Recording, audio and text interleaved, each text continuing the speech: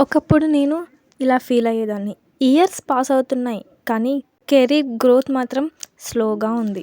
నా ఏజ్ వాళ్ళందరూ ఫార్వర్డ్ అవుతున్నారు. నేను మాత్రం సేమ్ ప్లేస్లో స్ట్రక్ అయిపోయి ఉన్నాను. సో ఇలా ఫీల్ అయ్యేదాన్ని. అప్పుడు నేను చేసిన బిగ్గెస్ట్ మిస్టేక్ ఏంటి అంటే నన్ను నేను బ్లేమ్ చేసుకోవడం. మేబీ నేను ఎనఫ్ కాదు అని అనుకోవడమే నేను చేసిన బిగ్గెస్ట్ మిస్టేక్. కానీ స్లోలీ అర్థమైంది ఏంటంటే ప్రాబ్లం క్యాపబిలిటీ కాదు, క్లారిటీ లేకపోవడం. నేను బిజీగా వర్క్ చేస్తున్నా బట్ రైట్ డైరెక్షన్లో మాత్రం అస్సలు కాదు. చాలామంది ఈ ప్రాబ్లమ్ని ఫేస్ చేస్తూ ఉంటారు.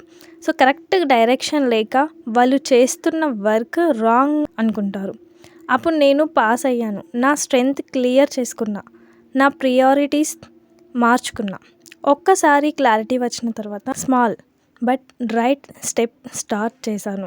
ఇప్పుడు నాకు తెలుసు లేట్గా గ్రో అవ్వడం ఫెయిల్యూర్ కాదు, రాంగ్ డైరెక్షన్లో రన్ అవ్వడమే రియల్ అయిన ప్రాబ్లం.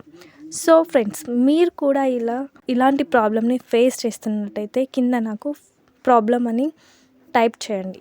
నేను మీకు కరెక్ట్ డైరెక్షన్లో ఎలా గ్రో అవ్వాలో step by step clear and క్లారిటీగా నేర్పిస్తాను. Thank you.